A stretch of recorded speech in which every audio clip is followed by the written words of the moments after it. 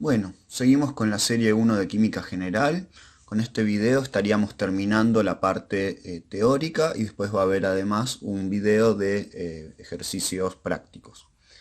Entonces vamos a empezar con la parte C, que se refiere a compuestos iónicos y moleculares. Recordemos de videos anteriores la clasificación que habíamos visto de los sistemas materiales. Teníamos por un lado las sustancias puras y por otro lado las mezclas. Y en este video nos vamos a meter un poquito más en lo que son las sustancias puras. Para eso recordemos cómo se dividían, en qué categorías se dividían. Por un lado tenemos las sustancias simples, que estaban formadas por átomos de un único elemento, y como ejemplo habíamos dado la molécula de oxígeno, o también llamada dioxígeno porque tiene dos átomos de oxígeno, que está en la atmósfera y que respiramos. Y también habíamos hablado del ozono, que está en la estratosfera y si lo tuviéramos que respirar sería tóxico, pero en la estratosfera nos protege de los rayos ultravioleta. Por otro lado, habíamos dicho que también había sustancias compuestas, que son las que están formadas por dos elementos diferentes o más, y que pueden descomponerse en sustancias más simples usando métodos químicos. Ejemplo, habíamos visto el agua y el metano. Vamos a ver cómo son las fórmulas químicas. Si bien algo ya mencionamos en el primer video, no viene mal repasarlo. Una fórmula química nos indica qué elementos forman un compuesto y en qué proporción. Para escribirla tengo que usar los símbolos de los elementos que están en la tabla periódica y acompañar esos símbolos por subíndices que vamos a llamar atomicidades. Estos subíndices lo que hacen es indicar cuántos átomos de cada elemento hay en la menor unidad posible del compuesto. Por ejemplo, o del compuesto o de la sustancia, ¿no? En el caso del oxígeno pongo una O, que es el símbolo químico del oxígeno, y en subíndice un número 2 para indicar que tiene esa molécula 2 átomos de oxígeno. Y el ozono le pongo un 3 para indicar que tiene 3 átomos. Otros ejemplos son el amoníaco, que está compuesto por un átomo de nitrógeno y 3 de hidrógeno. Entonces recuerden que el 1 no pongo N1H3, sino es suficiente con poner NH y el 3 en el subíndice. Y otro ejemplo es el gas cloruro de hidrógeno, que está compuesto por un átomo de hidrógeno y uno de cloro. Entonces lo representamos con el símbolo del hidrógeno, que es la H, y el símbolo del cloro, que es Cl. Algo muy importante es respetar siempre las mayúsculas y las minúsculas. Un ejemplo muy común es el siguiente.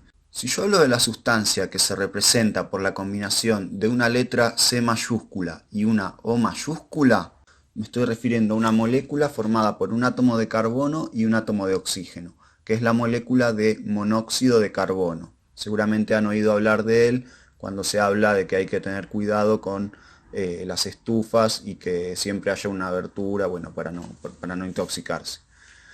Por otra parte, si yo hablo de la sustancia representada por una C mayúscula y una O minúscula, me estoy refiriendo al elemento cobalto, ¿sí?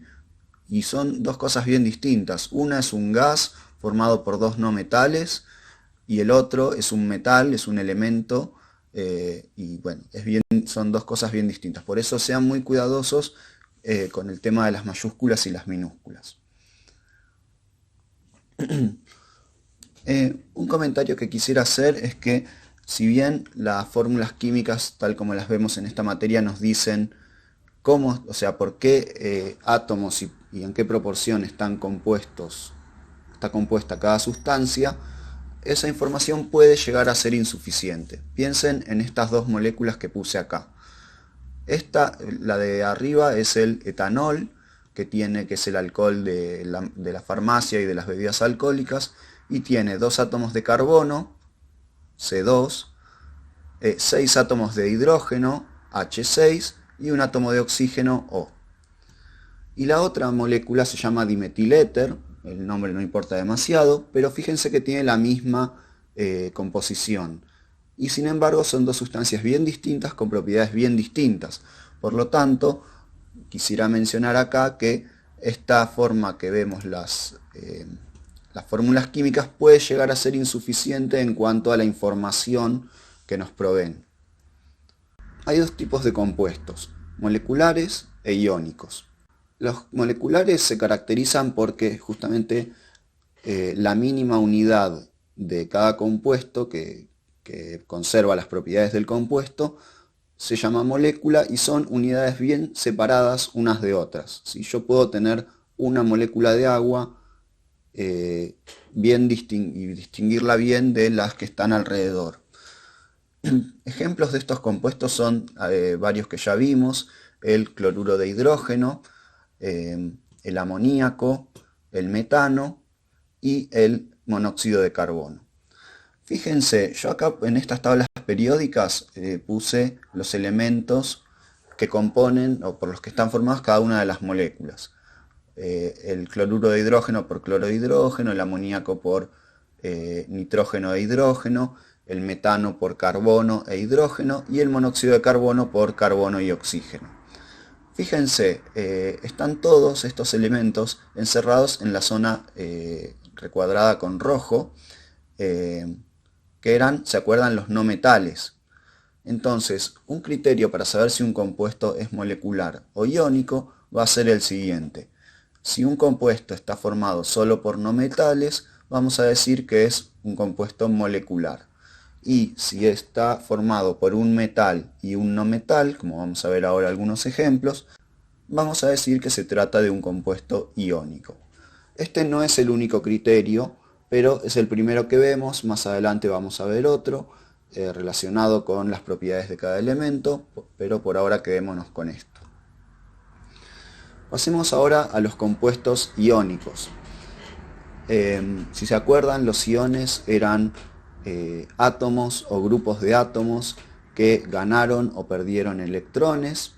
Cuando un átomo o grupo de átomos ganaba electrones, se transformaba en un anión y eso le daba carga negativa. Y si los perdía, se transformaba en un catión que tiene carga positiva.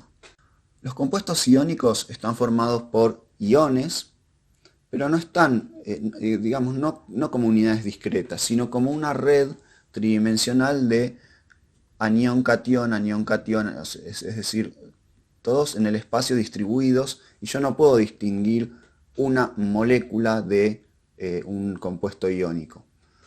Entonces ya no hablamos de moléculas, sino que hablamos de lo que se llama unidades fórmula.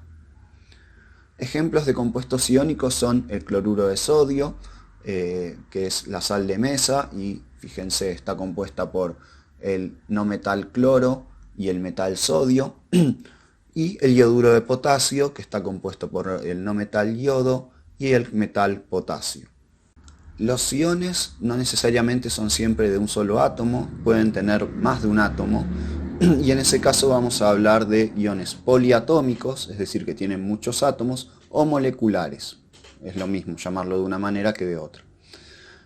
Los ejemplos más importantes que vamos a ver son, en cuanto a los aniones, el anión oxidrilo, que está compuesto por un oxígeno y un hidrógeno y tiene una carga negativa. El anión nitrato, compuesto por un átomo de nitrógeno y 3 de oxígeno con una carga negativa. El anión nitrito, compuesto por un átomo de nitrógeno y 2 de oxígeno y con una carga negativa.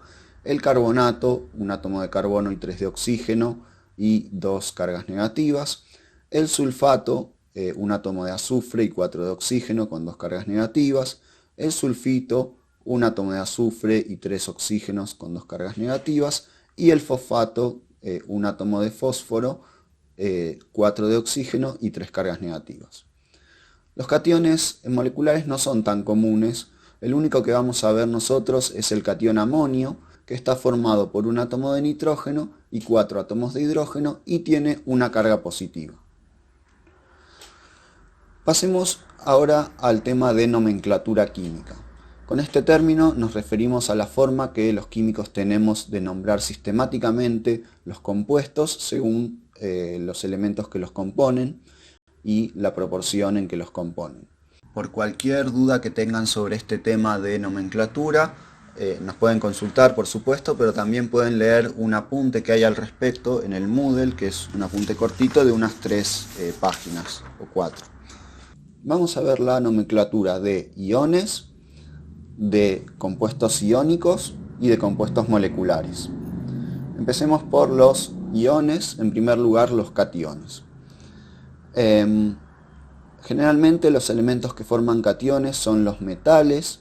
Esto ya vamos a ver por qué más adelante, pero tengan esto en mente, que en general los cationes son formados por metales y los aniones por no metales.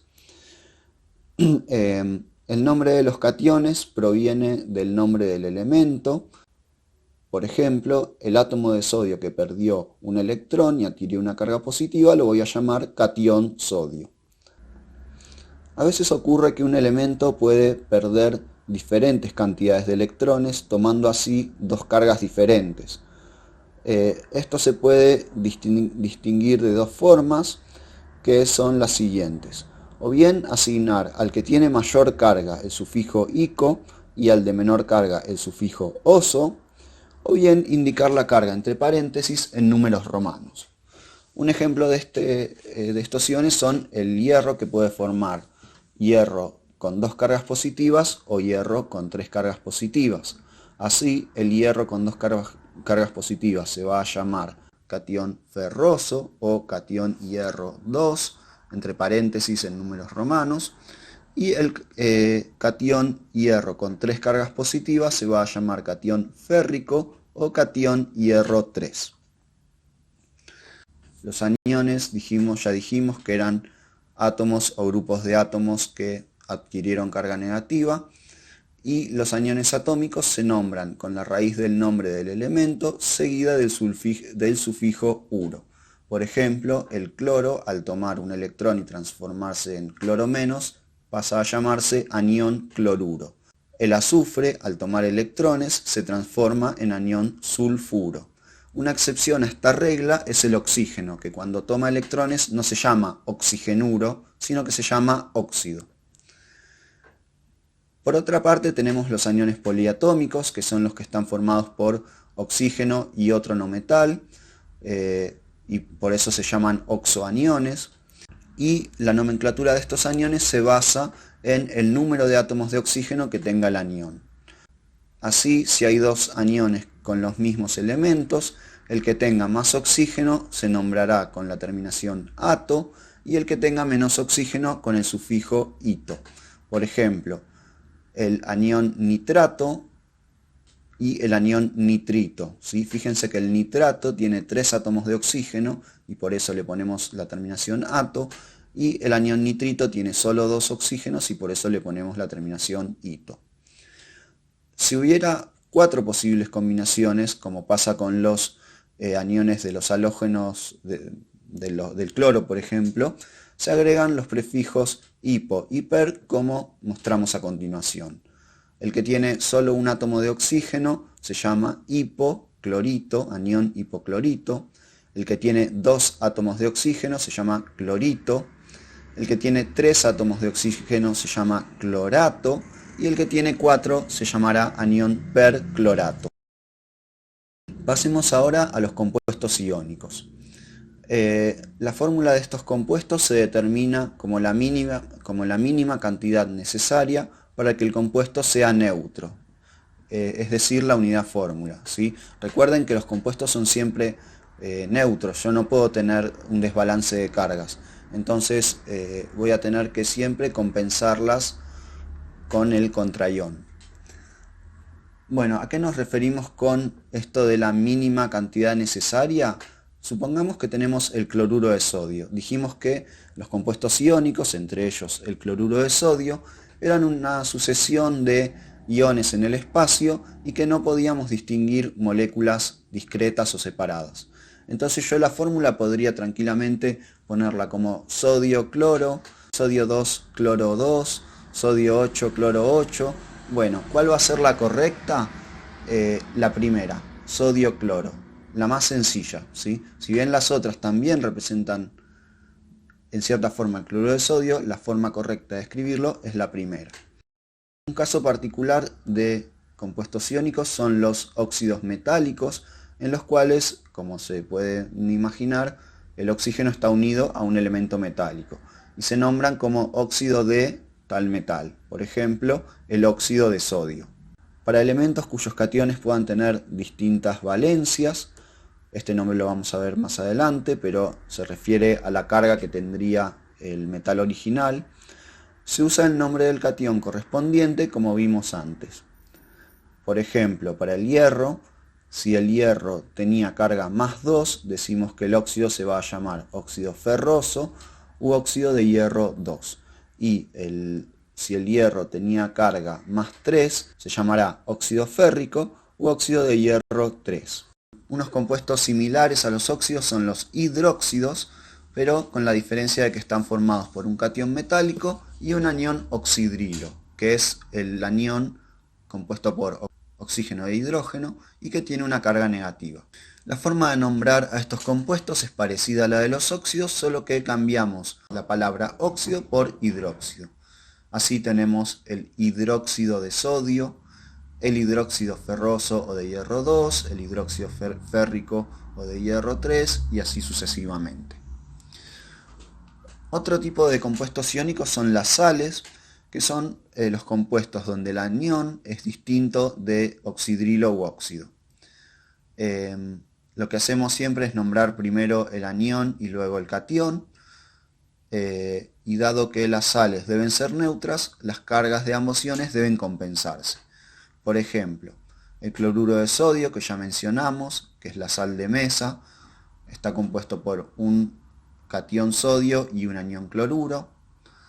El nitrato ferroso o de hierro 2 está compuesto por un catión ferroso y dos aniones nitrato. Y fíjense que acá el anión nitrato aparece entre paréntesis y tiene al lado un 2 en su índice. Esto significa que por cada hierro hay dos nitratos. ¿Eso por qué? Porque el hierro tiene carga más 2 y el nitrato tiene carga menos 1. Entonces, para compensar esa carga, necesito dos nitratos por cada hierro. Después tenemos el cloruro de amonio, que es un compuesto formado por el anión cloruro y el catión amonio, que ya hemos visto. El bromuro férrico o de hierro 3, es decir, un hierro con carga 3 más se asocia con 3 aniones bromuro y eso me da nuevamente una carga 0. ¿Sí? La carga neta es 0, como siempre tiene que ocurrir. Y el último ejemplo que tenemos es el carbonato de calcio, compuesto formado por un catión calcio y un anión carbonato. Pasemos ahora a los compuestos moleculares. Como dijimos, estos son compuestos que están formados por dos o más no metales y como regla general los vamos a nombrar con un prefijo seguido de un nombre genérico más un prefijo seguido de un nombre específico, donde los prefijos indican la cantidad de átomos de un dado elemento. Así, por ejemplo, mono significa que hay uno de ese elemento, di, tri, tetra, serían 2, 3, 4, si son nombres griegos, indican la cantidad de cada elemento. Veamos algunos ejemplos. Esta molécula ya la vimos antes, la que está compuesta por carbono y oxígeno. Tiene un solo carbono y un oxígeno. Entonces la vamos a llamar monóxido de carbono. A su vez, una molécula que tenga dos átomos de oxígeno y uno de carbono se llamará dióxido de carbono. Esta otra, que tiene 2 de nitrógeno y 3 de oxígeno, los vamos a llamar trióxido de dinitrógeno. Esta molécula O2, que es la que respiramos nosotros, se la llama a veces dioxígeno, aunque es más común referirse a ella simplemente como oxígeno o oxígeno molecular. Bueno, depende del contexto también. Y finalmente tenemos el sulfuro de hidrógeno, que está compuesto por un átomo de azufre y 2 átomos de hidrógeno. Fíjense que a veces los prefijos se omiten, por ejemplo, no dijimos monóxido de monocarbono o sulfuro de dihidrógeno. Eso es porque en realidad en esos casos no hay otra posibilidad, entonces es como redundante y para no complicar las cosas no se dice ese prefijo. Otro tipo de compuestos moleculares son los ácidos, que se dividen en dos tipos, los hidrácidos y los oxoácidos.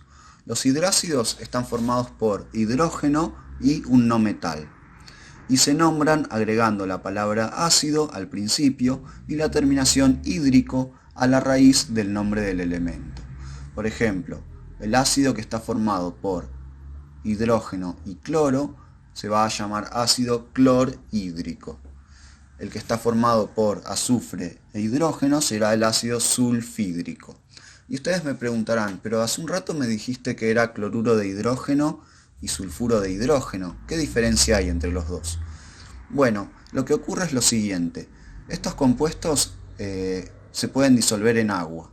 Es decir, son dos gases, el cloruro de hidrógeno y el sulfuro de hidrógeno, y cuando están en forma gaseosa los llamamos así, cloruro de hidrógeno y sulfuro de hidrógeno.